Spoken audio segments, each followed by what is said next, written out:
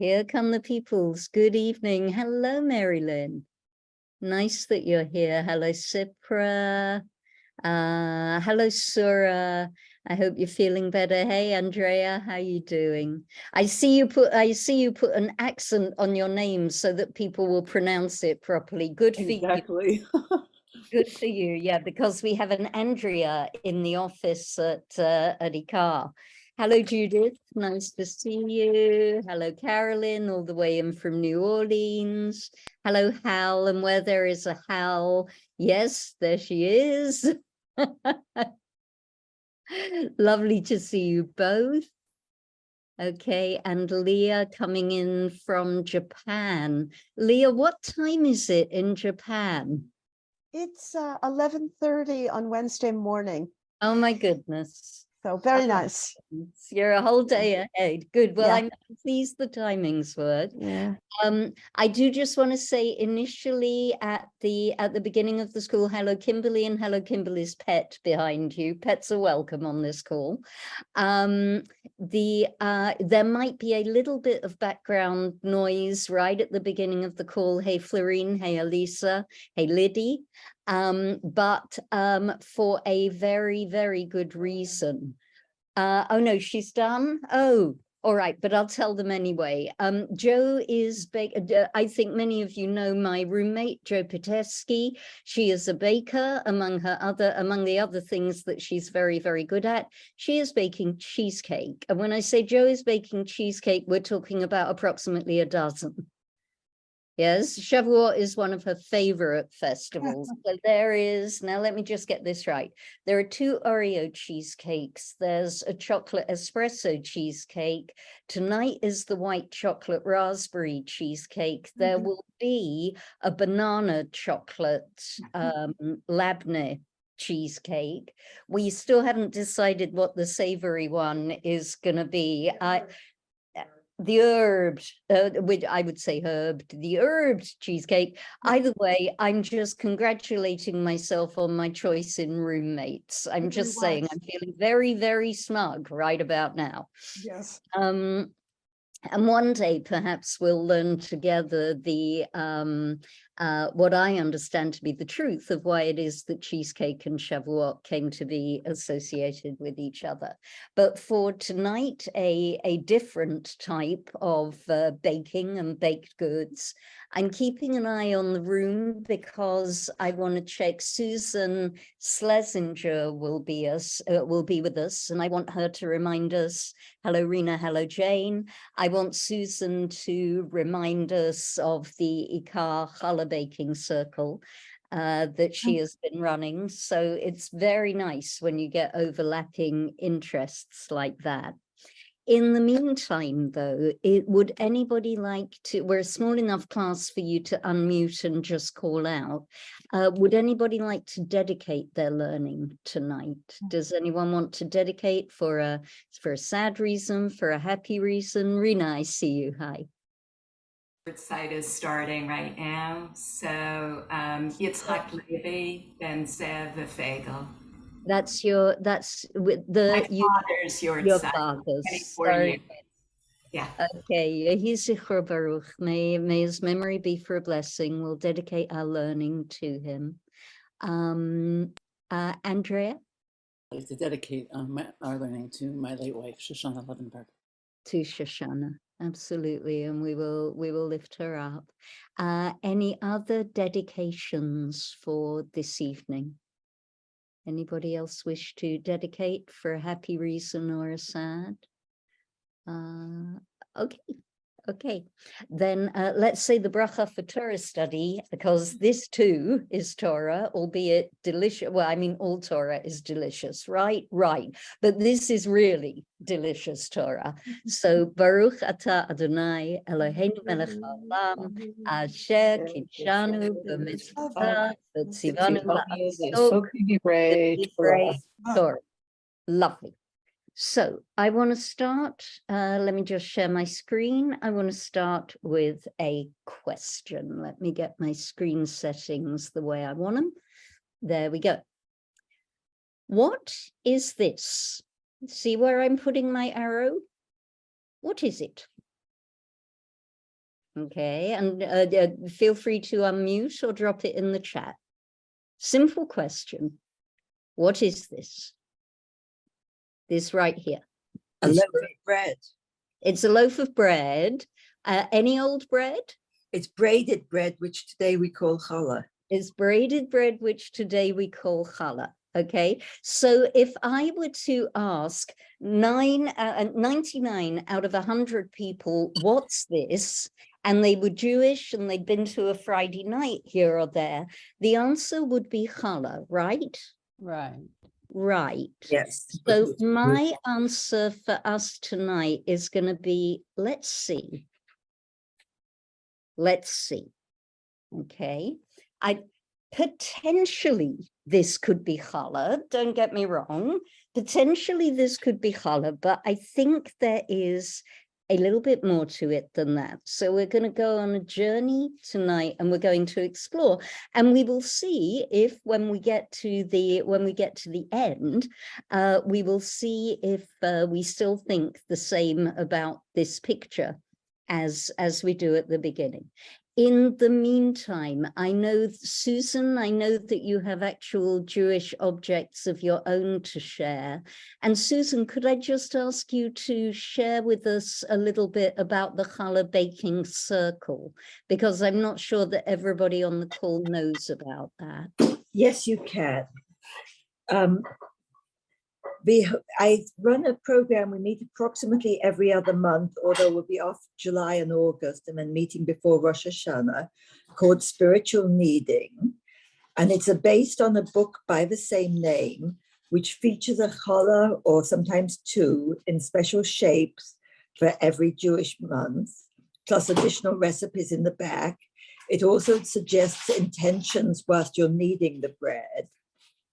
And we have discussions. Quite often a chaplain by the name of Deborah Harris will come and lead the discussion. Sometimes she's done a meditation.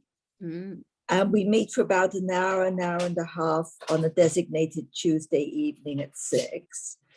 And I go through the interesting or different steps of the bread to teach you how to make that shape. And usually we do one bread which has a full recipe, and I don't want to tread onto Rabbi Silver's toes, but the recipes in the spiritual kneading use 5 pounds of flour. I often cut them down for us.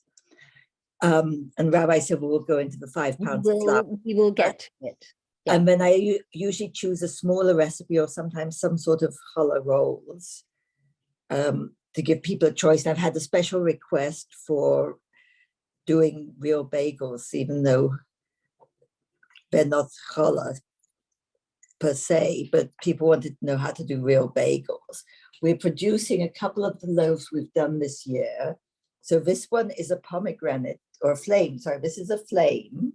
Hold on a minute. Hold on. Let me spotlight you, Susan. Hold on a minute, because I want people to see.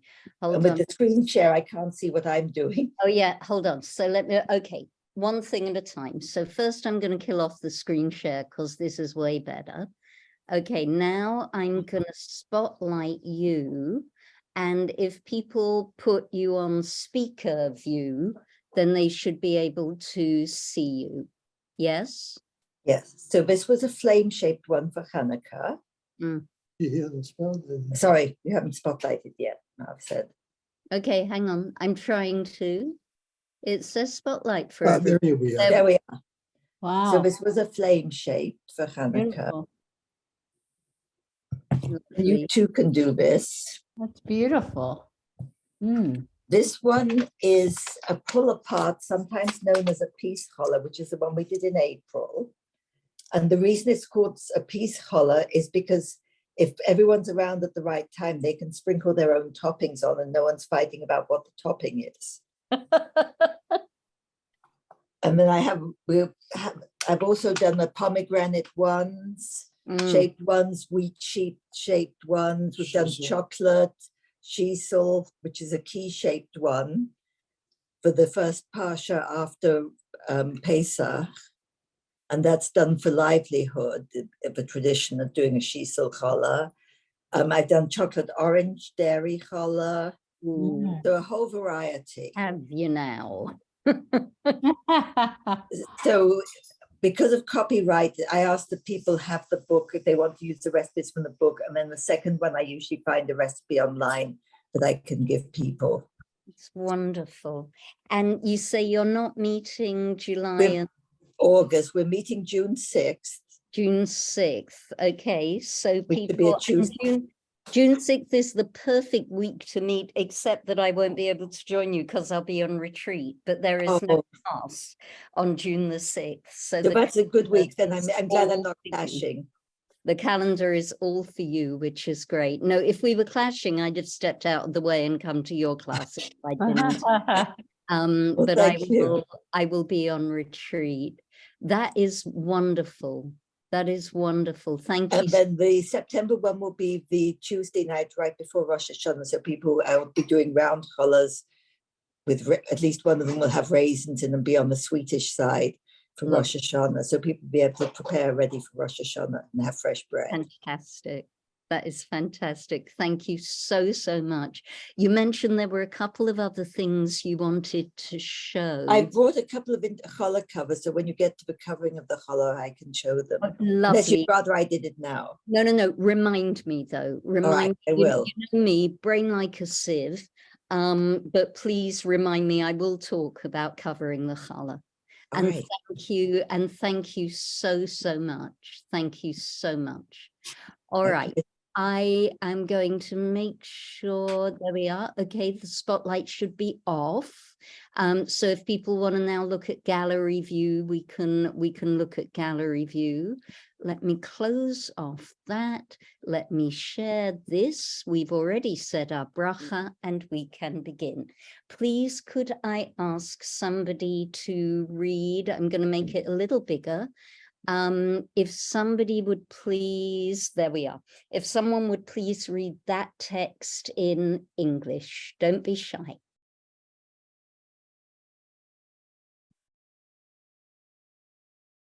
Just go ahead and unmute and read. I can do that. Thank you.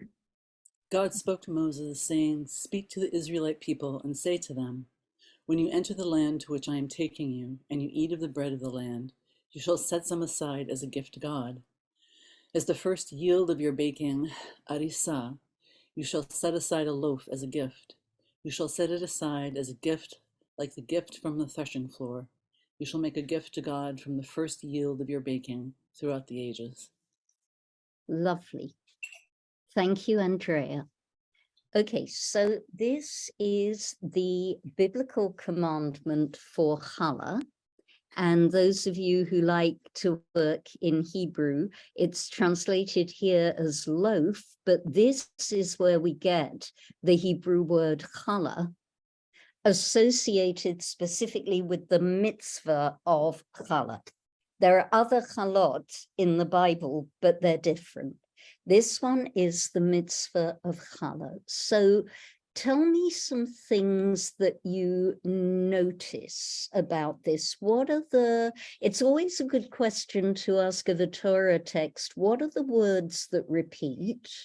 Yeah, Torah is never redundant, teach the rabbis. So if Torah is repeating herself, then there's going to be a reason for that.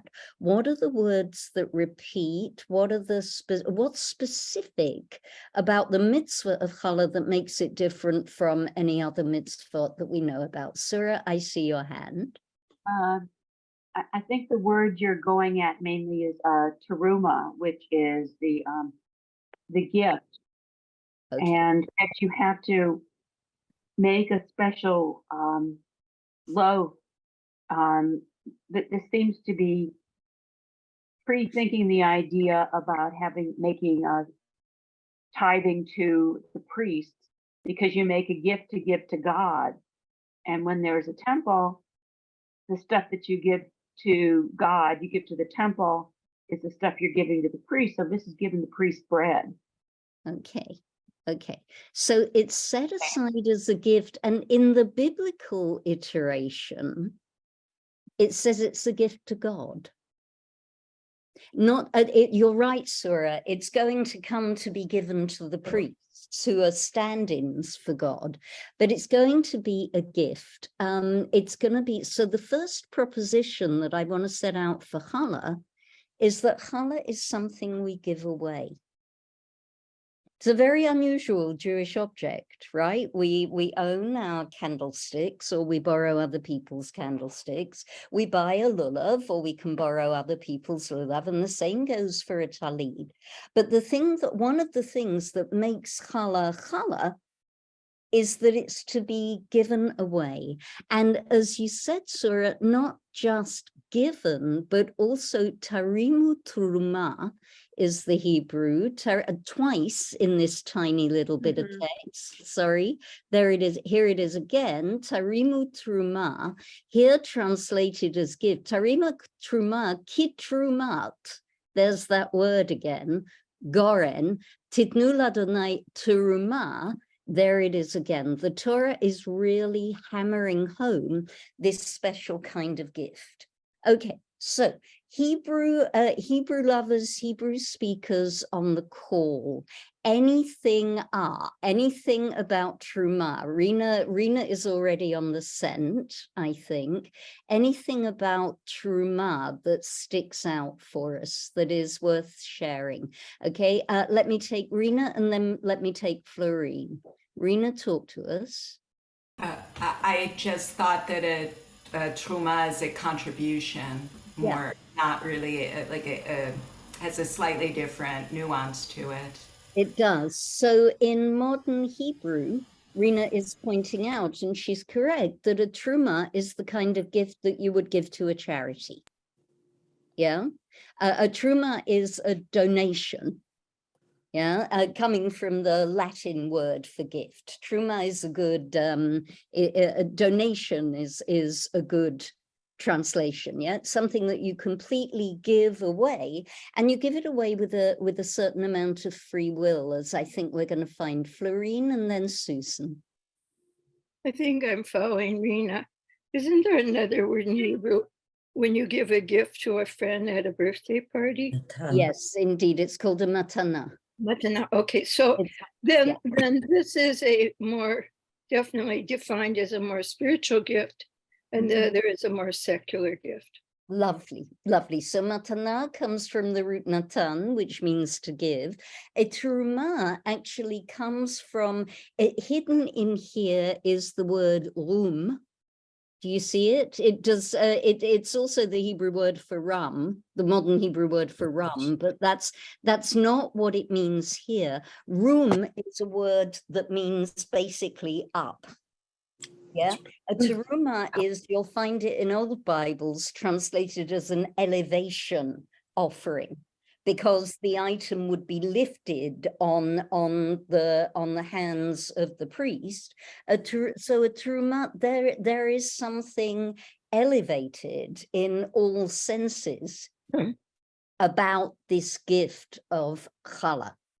It's not a birthday present. Yeah, that would be a matana. This is a teruma, so it's a rich word. Susan, and then Surah again.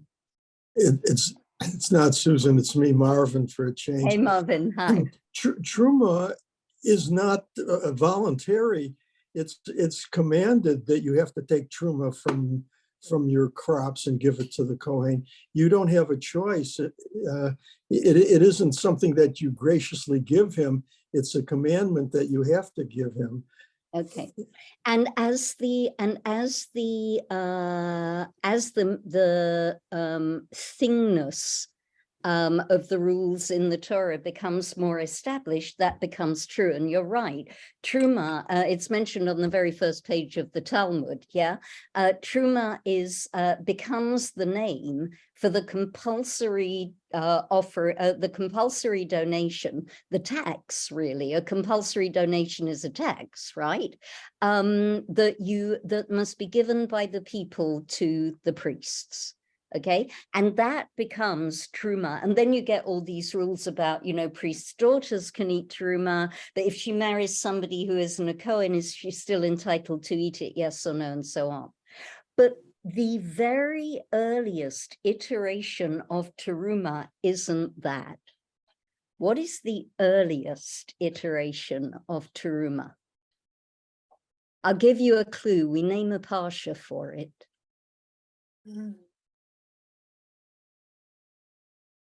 The first truma, the very first truma, I see Sura's hand up. Is it with what do you have, Sura? Okay, the very No, first truma, that question. think about the parsha of the book of Exodus, all right? So you get all of the Exodus, you get Bashalach, and you get Bo and Bashalach, the Red Sea parsha, you get Yitro, the Ten Commandments, you get Mishpatim, the additional laws that follow the Ten Commandments that nobody pays enough attention to, and then you get a parsha called Teruma. It's out of chronological order, and Teruma describes the voluntary gifts that the people give to Moses to build what? The Mishkan. The Mishkan. To build the Mishkan. That's the first iteration of Teruma. And it's Teruma in its broadest sense, I want to suggest, Marvin, because the people give it, Kol Nadav Lev, yeah? They give out of a spirit of pure volunteering. Of the gift, yeah, this is before it gets rendered down into being a tax, and the people give so much to build the Mishkan. They give silver and gold and precious stones and seal skins, except they might be unicorns, and so on and so on and so on. They give and they give and they give until Moses has to hold up his hand and say, "Okay, stop, enough, don't give anymore." And that's the first iteration of this word in the Torah. So it is a giving that is with immense generosity and with no strings attached, with no expectations to it. It's a pouring, it's an outflowing. Yeah. And then Marvin is absolutely right. Once we start setting up systems of, we've got a Mishkan, so now the priests are going to be serving in it, and, you know, they can't live on barbecue forever, so we'd better make sure that people give them things. And then teruma becomes the shorthand for the gift that goes to the priest, as opposed to the ma'asrot, the tithes that are obligatory in other ways, or in temple days, the donation to make the temple. Okay, so underlying the idea of challah is this idea of just open-hearted giving something away. That's the first point I wanted to make.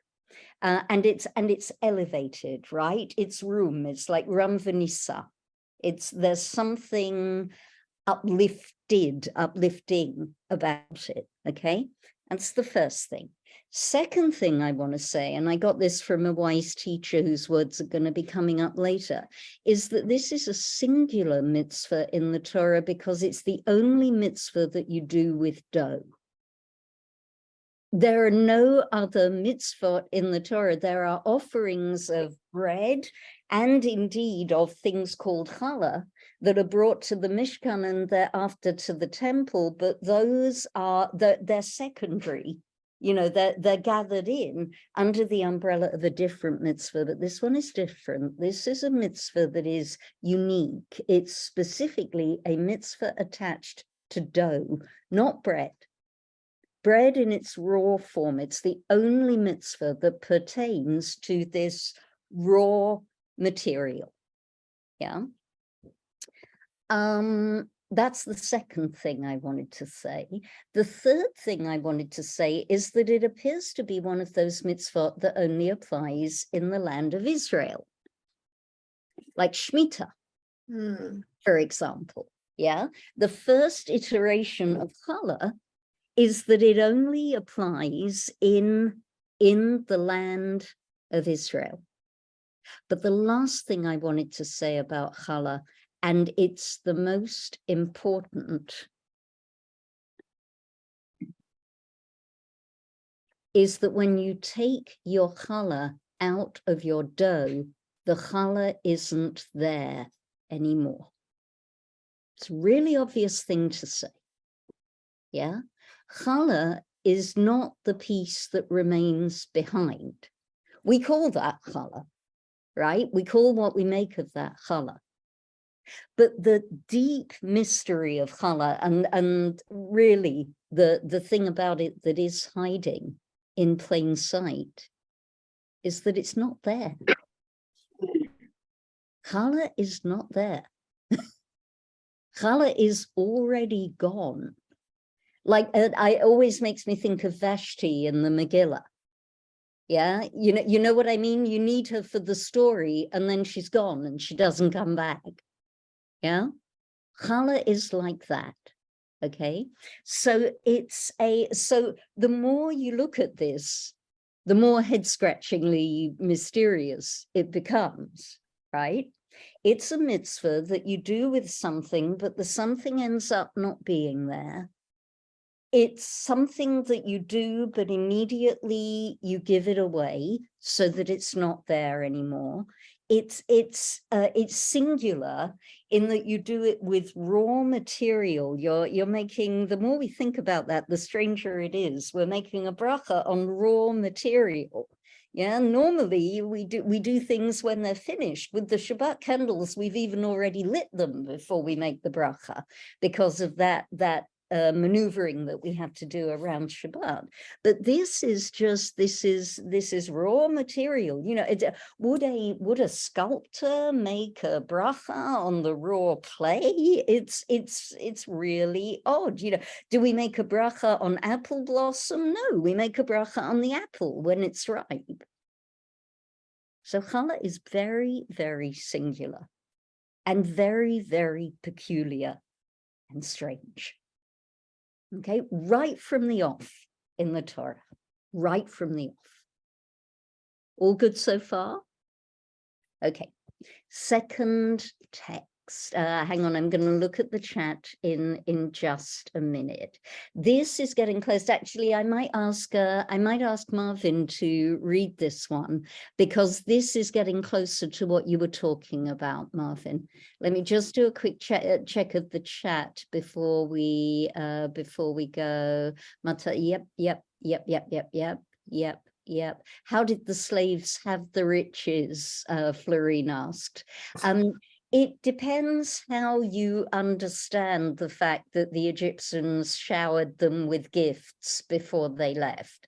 The Torah does actually say, you know, they practically threw silver and gold after the slaves because they couldn't wait for them to get out. But there's also an understanding of, oh, thank you for the lovely present. So you kind of read that part of Torah and take your choice. But either way, that's where they come from. Okay, Marvin, if you would, please. Part of the thing is blocked by, let's see if we can move. I'm sorry. Okay.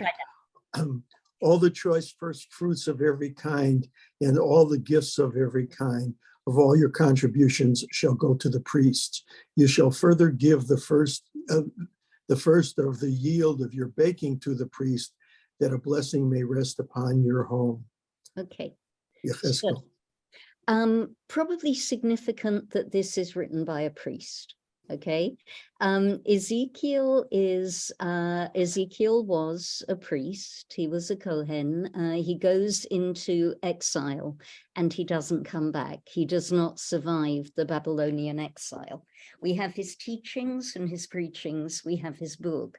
The beginning of his book is moderately familiar to us because we read it as the Haftarah on Shavuot. But this comes towards the end of his book, and the last 10 chapters of Ezekiel are taken up entirely with this homesick priest carefully visualizing the rebuilding of the temple that he is never going to experience or see. And he sets it all out in the most immaculate detail. These are the proportions, this is the structure, this is what it's going to be made of. People are going to come in this gate, they're going to go out that gate. This is exactly how the rituals are going to run. You can see this there's such pathos here. that this priest who has been cast out of everything he's ever known builds a temple for himself in his imagination. And the tragedy of Ezekiel is that he never goes back to seeing it. So this is Ezekiel imagining how the gifts are going to get given in the temple. And in the first temple, teruma was given to the priests. In the second temple, I think I'm right in saying that teruma was given to the priests as well.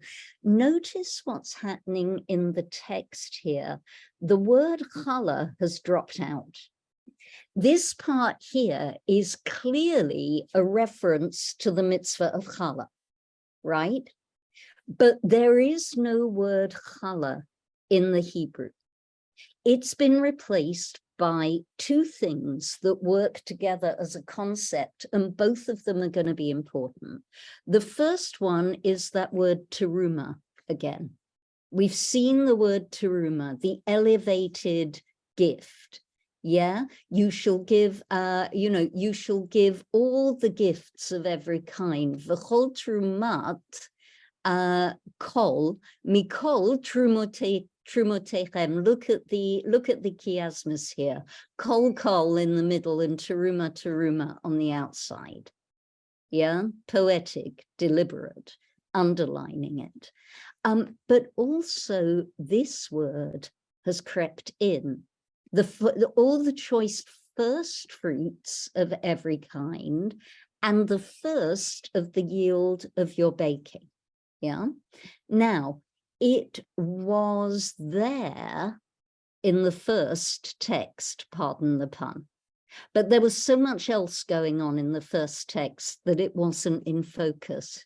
Here it is. The mitzvah of challah, as well as being associated with the idea of teruma and elevated gift, challah is going to be associated with firsts, with uniqueness, with priority. It's a priority mitzvah. Challah is a priority mitzvah. Indeed, we end up with all sorts of difficult conversations because it becomes traditional to bake beautiful bread on Friday night, and that comes to be named challah.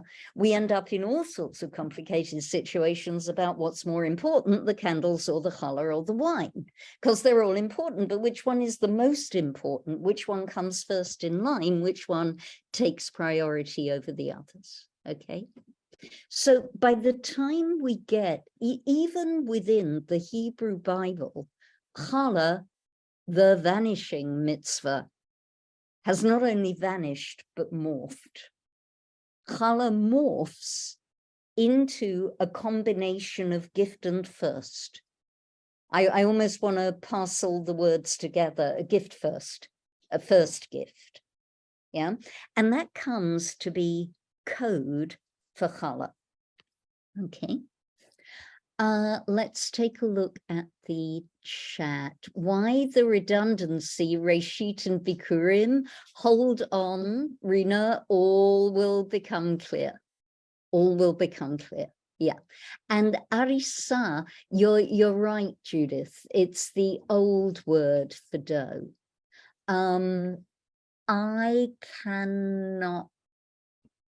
I think it's in the Mishnah. I think it's in the Mishnah, and if it's in the Mishnah, it's probably the Talmud as well. But when it fell out of usage to give us the Hebrew word batzek for dough, yeah, where is Judith? Judith is a Hebrew speaker. Judith, where have you gone? It's batzek for dough, nachon? Right. Yeah. So batzek is raw dough, and we know that from the Pesach narrative. Yeah, they took their dough, which had not yet risen, and they put it on their shoulders in the troughs or whatever those things are. Yeah, and in modern Hebrew that comes to be the word for dough. But as Surah is saying, ofa. Ofe, la'afod, becomes the word for baking, afia. And that is correct. So arisa is this unique word. Yeah. I don't have a BDB here with me. I promise I will go and take a closer look at it. But as ever, the closer you look, the more mysterious it becomes. Okay, let's take a question from Florine, and then we'll go on. It seems to me that the mystery is not in the material. The mystery is the intention. Mm. If before Shabbos, the women are developing an intention to honor God. That's, I believe, is the most beautiful recognition of the role of women in Judaism. So hold that thought. Hold that thought, all right? And let's see what happens to it as we continue through. But first we need to do a bit of technical stuff, okay? Because Florine, yes. Or was that was an accidental. Okay, no problem. So we've already seen with all of our Jewish objects that the pattern is now a familiar pattern. You get, I always try and begin with Torah because that's what comes first in time. But the actual making of these mitzvot did not begin in the Bible. The thingifying, the reification of these mitzvot happened in the hands of the rabbis. And, when rabbis say the rabbis in that rather grand way, we're talking about the inventors of Judaism. We're talking about the teachers in the generations immediately before and during and after the Babylonian exile. Teachers contemporaneous with Ezekiel, among others. Yeah. So the rabbis look back at the Torah and at this passage, and obviously they need to turn it into something that we can do. We've seen that process before. So here is what they say. Hold on a moment. I only have three. The picture cut. Oh no, 1, 2, 3, 4, 5 grains. 5 grains. I shouldn't doubt myself. Okay, and here's the word, by the way. We still have, here's the word for dough, isa. Okay. Someone read, please. Maybe this is one for Susan to read, actually, being the baker. Okay. Thank you. Any dough made from the 5 grains, wheat, barley, spelt, rye, and oats, requires the separation of challah. Before separating challah, the following bracha is said: Praised are you, Adonai, our God, ruler of the universe, who has made us holy with your mitzvot and commanded us to separate challah from the dough. A kazayat of dough is then taken and burnt in fire. The custom is to burn it in the oven in which bread will be baked. Kitzur Shulchan Aruch. Lovely. And I've gone to quite a modern source there just because the Kitzur gives you the essence of it in a nice short form, so the texts in the lesson don't run too long. Okay, so has anybody come across these 5 grains before? Are they familiar? Susan is nodding emphatically, of course you have, and Rena is nodding too. These 5 grains in rabbinic language make bread. Right. These are the only 5 grains in rabbinic language that make bread.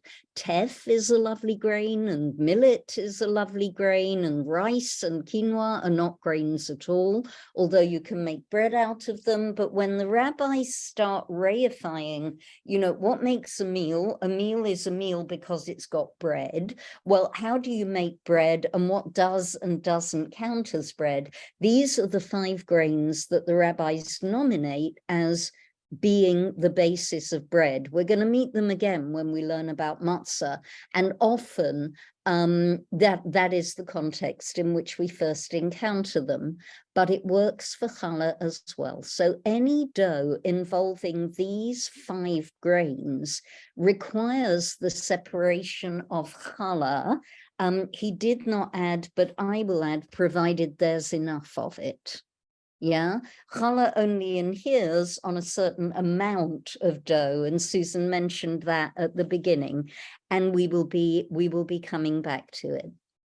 Paradoxically, open the portals of the mind. Paradoxically, you can now see that it's possible to take challah when you're making matzah.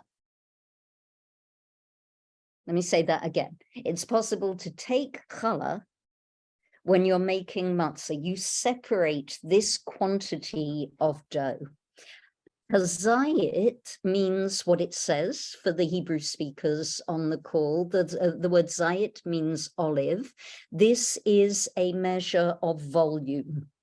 Talmudic measurements are magnificent and very complicated, but kazayit, which is a word that is used quite often, because it's the difference between do you or don't you need to make a bracha on something, well, only if you've eaten a volume kazayit of it. So challah happens, separation of challah is done by taking away a kazayit, this volume of dough, from the rest of the dough. Again, notice that the challah is disappearing. And again, notice that you do it first before the bread is baked, okay? All of that is important when it comes to challah. And it's a mitzvah from the Torah. We saw that at the beginning. So it has a full bracha. Baruch atah Adonai Eloheinu melech haolam asher kidshanu b'mitzvotav v'tzivanu, the mitzvah formula, lehafrish challah, or sometimes lehafrish challah min ha'isa. So now the mitzvah is concretized now. It's been turned into something that we can actually do. And by the way, also note that it has not fallen away like Shemitah. It has not been left behind in the land of Israel. Challah came with. Yeah, so that original mitzvah that said, when you get to the land, this is what you'll do. Yeah, the mitzvah of bringing first fruits stopped when there wasn't a temple. But the mitzvah of challah continues right up to this day. Interesting. Another one of the things that makes challah really unique and special. Okay. And the custom is to burn it in the oven. Susan, I want to turn to you and other challah bakers on the call. What do you do with your challah once you've separated it? If you separated it. I put it in the oven, or I hang on to it and then turn up the oven high afterwards and put it in the bottom of the oven. If I'm baking several loaves going in individual, I just put it in the bottom and leave it there, and it gets burnt by the time the third loaf goes in. Great. Yeah. So you end up. I wrap it in foil. That's right. Yeah. A lot of people wrap it in foil, yes, so that it doesn't set the oven alight. I have recently come across the idea, the point of burning the kazayit in fire is to destroy it completely, or to render it inedible. And I have been told by more than one person that you can do that by feeding it to the dog.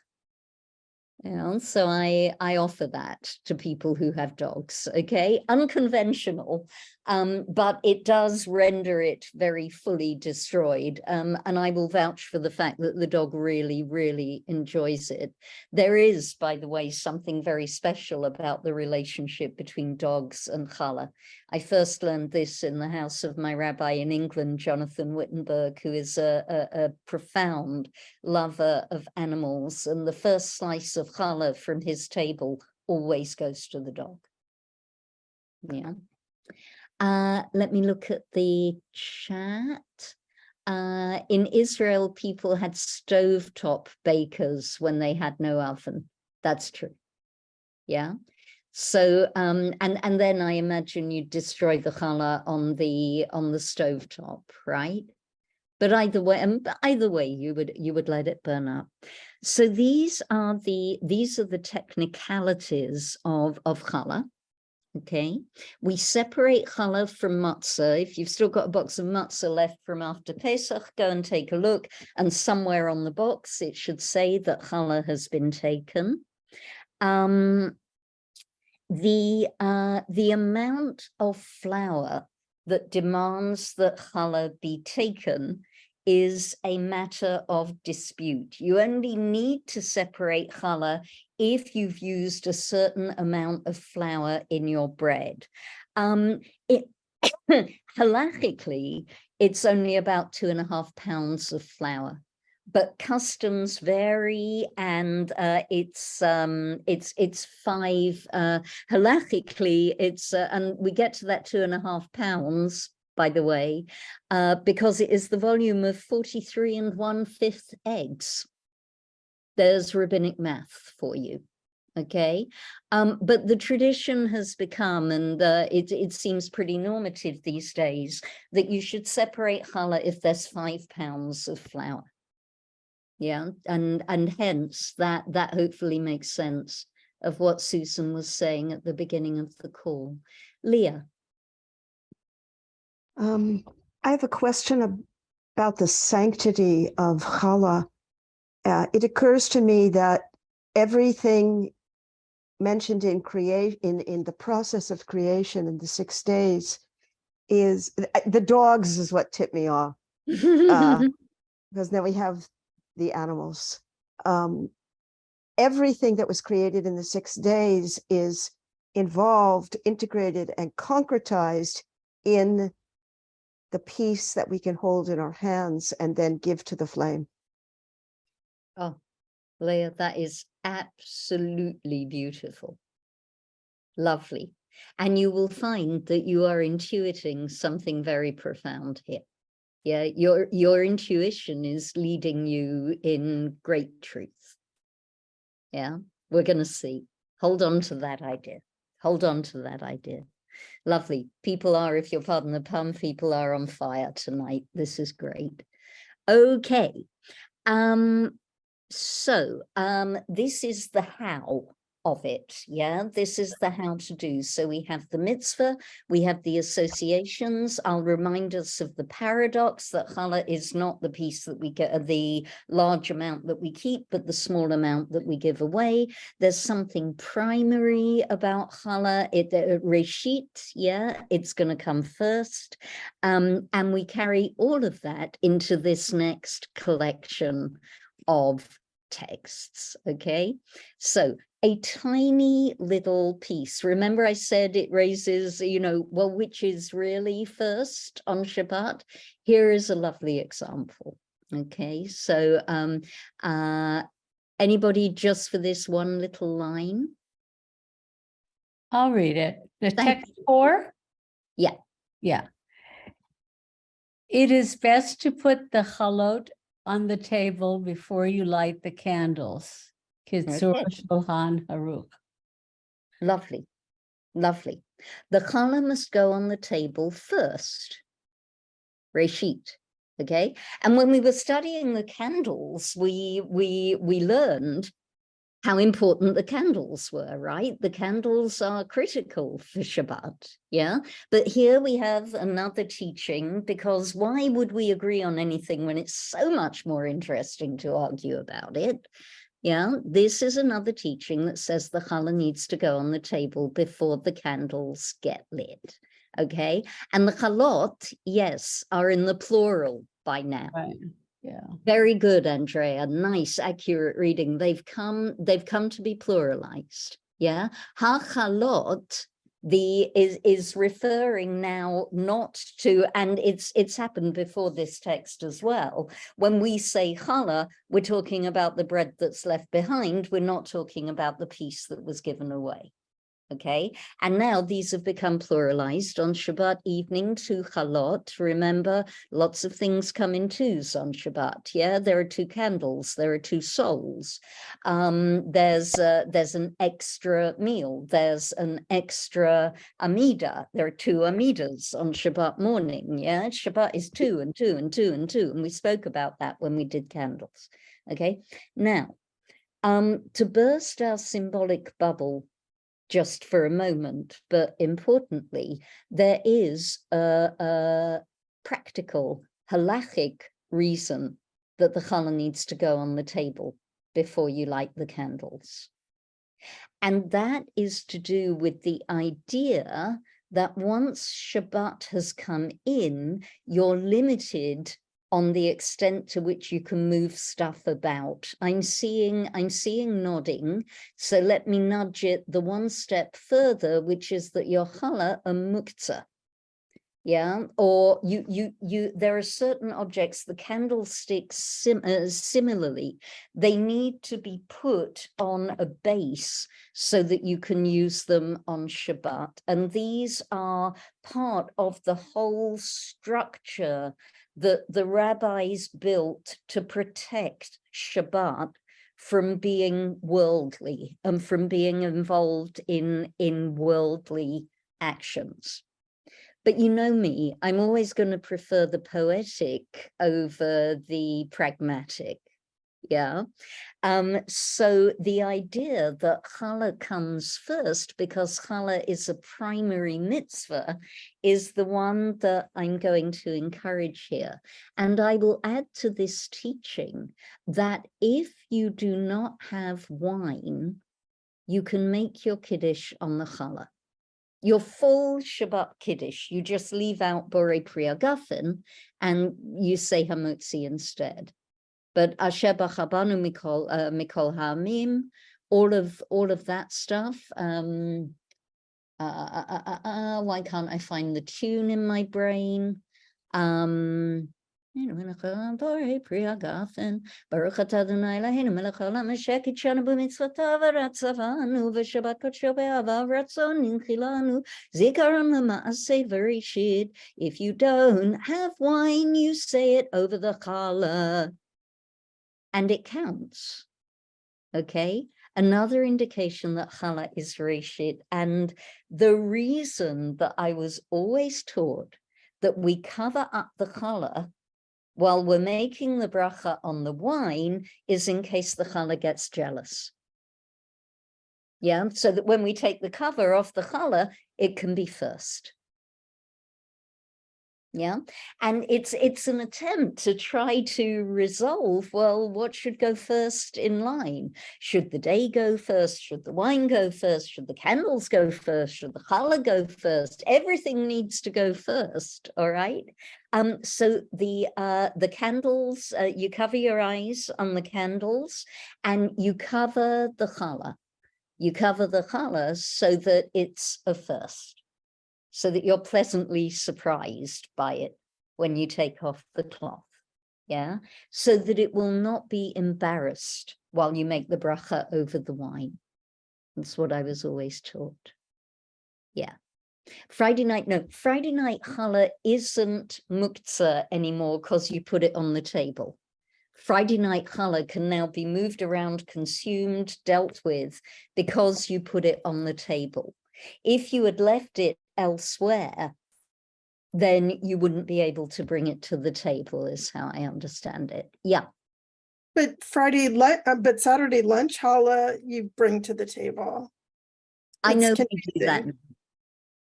I know we do that now, but technically, halachically speaking, the challah should go on the table at the beginning of Shabbat and stay on the table. I really think that it's a rule that is much more honored in the breach than the observance now, especially since we have things like refrigerators and whatnot. Yeah, but that's the technical reason. I felt that I couldn't teach you the poetic reason without teaching you the technical one. Marv, yeah. Why is challah muktzah? Because the rabbis say so is the short answer. I mean, usually muktzah is something that you can't use on Shabbat, so they say you can't touch it or move it. But challah, Exactly, like a pencil. Yeah. So or your computer. Yeah. Or in some teachings, your pet. I've never been able to get to the bottom of it, Marv, is the honest answer. But this is the reason that's given for it. And the only thing that I can think is back in the day, maybe it was ordinary bread rather than the beautiful bread, the enriched bread that we make. But you can still, there's the enriched bread, but you're not prevented from eating bread that you made before, and now you're slicing. I know. I've never gotten to the bottom of it. What's the source? Don't have it here with me. Don't That's have it. okay. It'll be in the Shulchan Aruch somewhere, maybe. Yeah. Would be my guess. I'm sorry, I can't be more precise. Yeah. But either way, for these sessions at least, I want us to hold on to the poetry of it. That in some way, challah is first. In some way, challah has got to come first. So let me just look at the last thing. Yeah, research project. Thank you, Sarah. So now let me explain why I think this is. Yeah, and let me explain a little bit as to why this is my favorite session, I think, of the course. Here is a midrash. Would somebody read us the midrash? I got it. Thank you. Rav Huna taught in the name of Rav Matanya. The world was created because of the merit of three things: challah, tithes, and first fruits. The verse, at the beginning of God's creating, Genesis 1:1, refers to challah as it says, the beginning, reshit, of your baking. It also refers to tithes as it says, the beginning of your grains. It also refers to first fruits as it says, the beginning of the fruits of the land. Okay. This is a lovely midrash, thank you, Liddy, and a lovely example of the type of games that midrash loves to play. This is a midrash that is creating a reality because of a word. What is the first word of the Torah? Bereshit. Bereshit. Bereshit. And how is challah described? From the very beginning, pardon the pun, Reshit. is described as being a reshit. Okay, the similarity between the word bereshit and the word reshit is just irresistible. Okay, so we're going to make something of it. We're going to make a game of it because it turns out that challah is not the only thing in the Torah that is referred to as reshit. Okay, look at the Hebrew here. Okay, reshit arisotechem, that's challah. Okay, reshit degancha, the first of your wheat, is what gets given as a tithe. There's that word again. And here we are, reshit bikure admatacha. Rina, this is the answer to your question before. Why are first fruits called first fruits? And the answer is because the Torah says so. Yeah. So look how beautifully Rav Huna and actually Rav Matana, look how beautifully Rav Matana taught about this and how memorable the teaching was so that Rav Huna could pass it on. The Torah begins with the word Bereshit.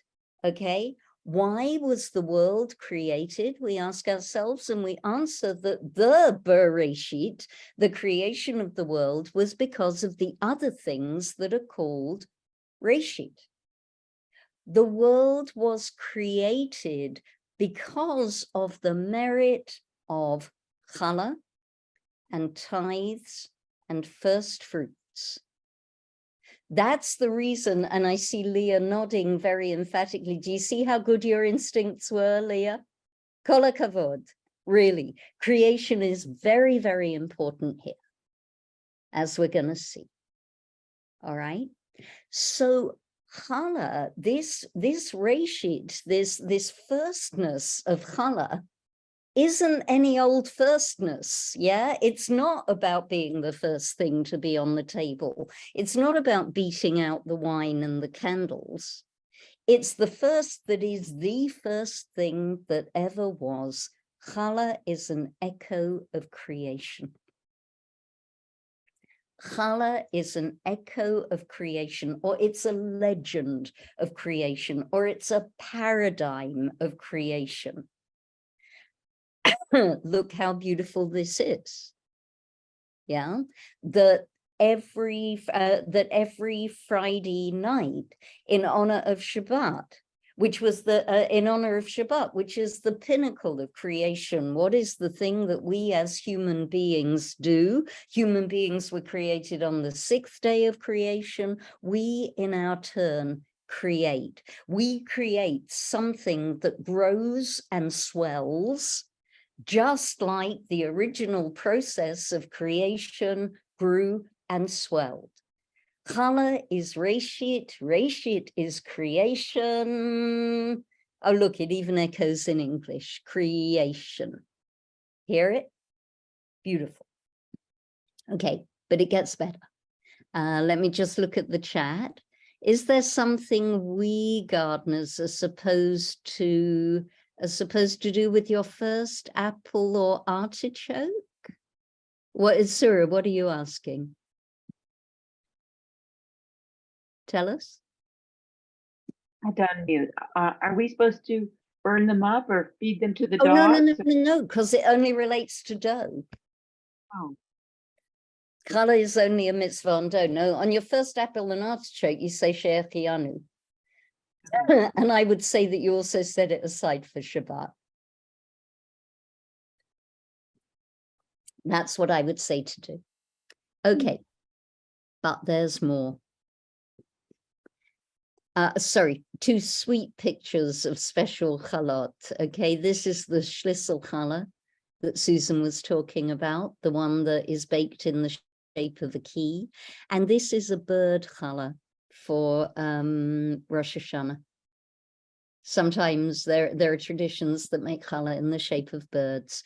And you can see it's straightforward to make. You take your dough, you make a knot, and then you put on the beak and the 2 eyes, spread out the tail a bit, and you have a bird. Yeah, it's pretty. Okay, so we're gonna go one step deeper and one step better. Okay, meet Ramban. If you haven't already met him before, if you've been studying Parshanut with Rav Kasha, I imagine that you've already met Ramban and you can distinguish him from Rambam. But if not, or if we have temporarily forgotten, Ramban is Nachmanides. He is a mystic. Ramban was taught Kabbalah by a chap called Isaac the Blind. And when people are talked about as being blind, it means they have a different kind of insight. It's unlikely, that Isaac the Blind was physically blind. Yeah. So Ramban, our commentator, is a mystic. And this is him talking about the midrash that we just read. Who would like to be Ramban? Actually, Leah, I might ask you to do it because I think this is going to be right up your street. Would you read it for us? Yes. This midrash of our rabbis is particularly meaningful and mysterious. They found many things that are called reshit, and they created midrashim about them all. And people who are small in faith like to count them up. But when the rabbis taught this midrash, their actual intention was to indicate to us that the word Bereshit is secret language for the idea that the world was created with 10 dimensions of reality, Sefirot. The particular dimension being indicated here is that the wisdom, Chachma, in which everything is founded, as it says, God founded the earth with Chachma. This is the teruma. It is sacred, and no measure is given for it precisely so as to indicate how little created beings can understand it. And whenever a human being measures out 10 measures and then takes one away, this hints at the Sefirot, and those who are wise will contemplate that 1/10, will contemplate that 1/10 and discourse about it. And Chala, the only mitzvah that pertains to dough, hints at this also. So we've gone one level deeper. We got as far as Chala is an echo of creation, all right? And we can see how that hangs together. But notice what Ramban is saying here. He's saying that, it's all very nice and all very pretty to take, to pull out all the things that say Reshit and say, look, I made a midrash. Yeah, but that's not the point of the midrash. Yeah, that's good elementary school midrash stuff. Yeah, people who are small in faith like to count them up. Yeah, oh look, a reshit. Oh look, another reshit. I can put them together. Oh look, like Lego. Yeah, building an understanding of reality like that. But says Ramban, don't be fooled. It's not about how many times you can find the word reshit in the Torah. We're talking about the reshit here. We're talking about the first word of the Torah at the beginning of God's creation. And at the the beginning of creation is the ultimate mystery. Now, he says, and we'll look at it in a minute, that the world is created in 10 dimensions of reality, 10, all right? Remember, chala and tenths are related to each other. Yeah, you take away. So the world is created with 10 dimensions of reality. So when you see the word Bereshit, and when you think of Chala as having an echo of Reshit, you should be thinking about primordial creation and the dimension of Chokhmah. I will explain that in a minute. Chokhmah is primordial wisdom, okay? And how does this primordial wisdom translate? Primordial wisdom is what God gave away in order to create the world. In the same way as God created the world with Chokhmah, okay, God founded the earth with Chokhmah. God gave something away so that the world could be created. I'll explain in a minute. Yeah. And in just the same way, we give something away. So whenever we look at 10 measures of something and take something away, we are creating in exactly the same way as God created. This is Kabbalah. All right, this is the Kabbalistic understanding of reality. It is sacred. The teruma is sacred and no measure is given for it, precisely so as to indicate how little created beings can understand it. That piece we give it away, but we don't know why. And he's saying we also really don't know what. But whenever we take challah, those who are wise will contemplate that 1/10. We will contemplate the whole process of creation. In our creating, we hearken back to the original process of creation, and we do it with the challah. So, a little bit of Kabbalah, if I may. Okay. You may well have seen, let me make it a little bit smaller. You may well have seen this diagram. It's just a diagram. Okay, the important thing here is the underlying process. Hang on a minute. I know I picked one more illustration. Yeah, I did. The important thing here is the underlying process, which is that once upon a time, everything was God. It arose in God the intention to make a world, but there was no space for that world because everything was God. So God had to withdraw and make a space, and then God poured God's self into the world. And in much the same way as what happens when you pour syrup or honey, you know how it goes sort of zigzag, zigzag, zigzag?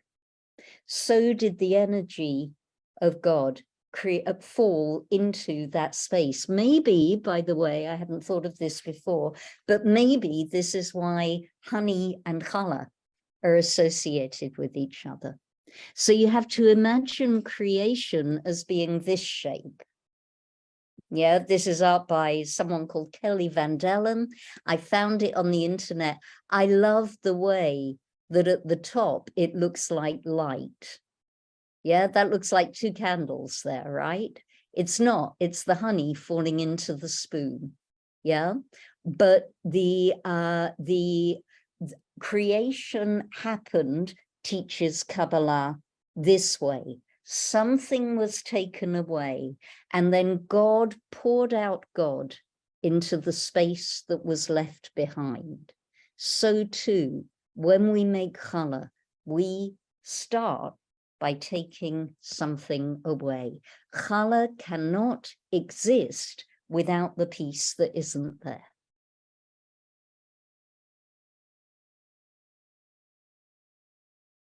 Questions, thoughts, reflections?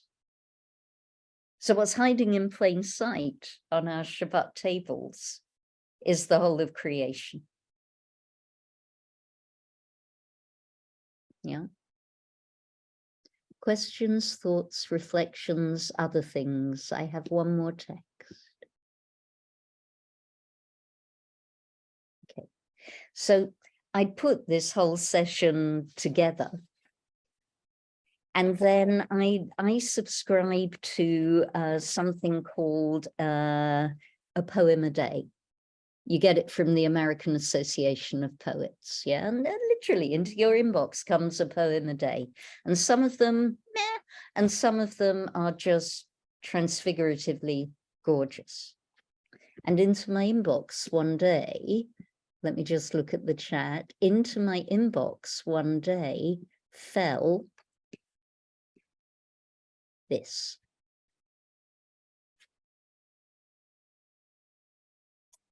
Canadian poet who I'd never heard of, Mark Strand. It's like, this is the challah speaking. In a field, I am the absence of field. This is always the case. Wherever I am what is missing. When I walk, I part the air, and always the air moves in to fill the spaces where my body's been. We all have reasons for moving. I move to keep things whole. We give away the challah to keep things whole. We give away the challah to remind us of the wholeness of creation and our obligations towards it. And as soon as I found this poem, I knew, I took pictures of it with my phone. I knew that it had to be the final thought for this session. So there it is. If challah could speak, I think this is what it would say.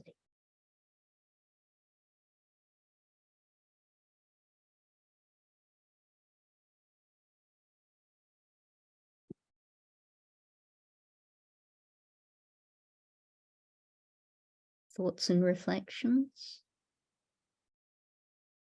You should definitely all go to the spiritual kneading places. And when you do, think about creation. Yeah, and recognize that there are levels and levels and levels and levels of the sacred in what you're doing. Susan, it's such a mitzvah to run a project like that.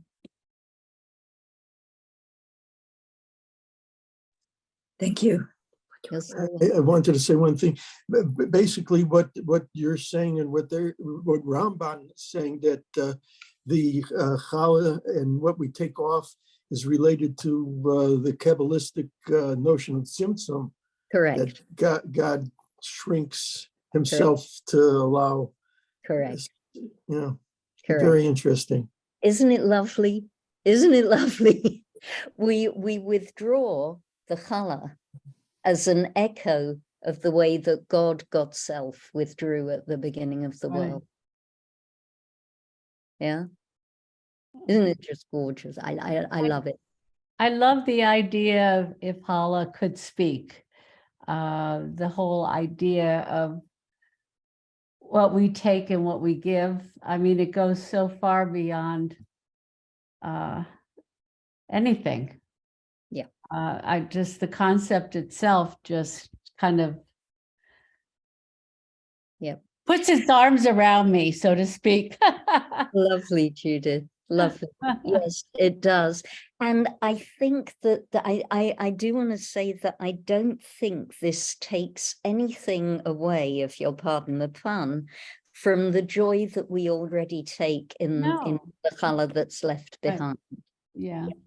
That braided shape that is made for sharing, and the taste of it and the smell of it when it's baking, and the beauty of it. Challah is bread made beautiful. Yeah. It's rich bread. And I don't think focusing on the piece that is taken away, diminishes the beauty of what's left behind. Yeah. But challah is the piece that's gone. Yeah, it's what we give away. It's what we give away. And again, we give it as teruma. Now we can understand why it's so elevated. Yeah, and so mysterious and so beautiful. We need to do one more thing. We need to count the Omer.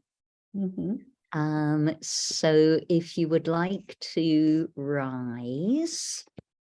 Traditionally, we count the Omer standing, and one day I'll understand exactly why that is.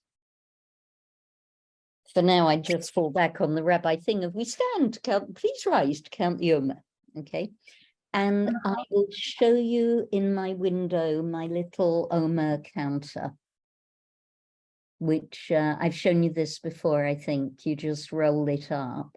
It's marking my Zayda's yahrzeit. Today was my Zayda's yahrzeit. He died when I was 10. And I would love to share with you some of his wisdom, but Zayda was brought up in the East End of London, and his language was extremely fruity and not really fit for sharing in public. He was always very funny. Oh, Susan's covers. Thank you, Surah. Okay, let's count the Omer and we'll finish with Susan's covers. Thank you. Thank you. I meant to bring it in when we were talking about covering the challah and the challah being embarrassed. Dang. Thank you so much. Okay.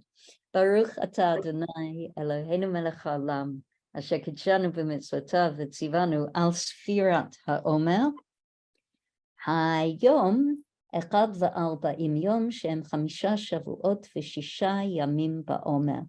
Today is 41 days, which is 5 weeks and 6 days of the Omer. Shavuot is coming, people. Shavuot is inexorably coming. We can be seated. And Susan, will you close us out with your challah covers? I would love that. Let me spotlight you. She's getting them. Okay. Here we go. Okay. So challah cover number 1 was a group project from a group of Jewish quilters And each of us provided the center. It was a friendship challah done before Rosh Hashanah. So I chose to embroider the center, and then 4 other people added the sides on, and we did this to each person's center. So it incorporated your 5 friends to make a challah cover. So this is one of them. Beautiful. And each person chose their side piece. The second one is from the Great Synagogue at Budapest. The first time we went to see it, Marv said, oh, there's plenty of time. We'll pick it up afterwards. We need to see the synagogue first. When we came out, the stand, it was a Friday, the stand was closed. Oh my goodness. So I couldn't get one. Then I asked the bicycle mechanic, because we were on a bicycle tour, on the next tour to try and get us one from this lady. He was a Jewish bicycle mechanic. He bought one from the wrong person, so it was a normal machine made. I then had an artist friend who was going there on a residency in the middle of winter. The shop was not open. Come 2012, we find ourselves back in Budapest for a different bicycle tour to do the lower half of the Danube down to Ukraine. So Marv on Friday morning said, let's go straight to the Great Synagogue. So we went first thing Friday morning, the shop was open. The lady is a Holocaust survivor who designed these. And after all these years, we bought both a challah cover, which is this from her, and a matzah cover, which matches it for Pesach. Oh, how lovely. So that's the story of this one. Beautiful. Beautiful. So this one I basically bring out on Rosh Hashanah, and that's about it. I don't want to get it wrecked up. The other one I use quite often. Yeah, exactly. But when things are precious in that way, they're going to be, they're very, very special. Yes. Thank you for sharing. And challah cloth is a lovely project. So on the retreat, the kids made tiny Shabbat cloths or tiny challahs. They're all sitting out in the Ikar office at the moment, drying out and waiting to be edged and hemmed, and they're very, very pretty. So it's a lovely, lovely project. And it's a nice project for adults too to do. It is. It's very, do it. It's very meaningful. It's very, very meaningful. So I always forget to put in my notes. Thank you for the lovely chats, by the way. I always forget to put in my notes what the next object is. So let me just take a quick look. And we skip over. I'll give you dates, but because I'm inconveniently on retreat right when no, we're okay. 23rd of May next week. Shofar. Next week, shofar. Okay. It's a little time until the high holy days, but next week shofar, and then we're going to finish with Torah, which is the object that I think hides in plain sight the most. Okay. All right. So thank you very much. Thank you so much. Thank you very much. Yeah, almost done already. So I love this class. But planning for I still don't know exactly how my relationship with Ikar is going to settle, because part-time interim is a funny old way to come in. Yeah, but I know that conversations are being had that I'm not yet being brought into. It would be nice if something came out of the end of that tube. I will be keeping people posted, and but my hope is that I can. Thank you, Kim. My hope is that at least I can stay on to do at least a bit of teaching, because I have to say that the Ikar learning circles are just very, very special. You should be aware. Okay. So either way, I shall see you next week. And Sura, I guess just, big me up to people. would be the thing. Let me leave that to you. And yeah, I will see you next week when we will talk about shofar. If anybody has a shofar, bring it.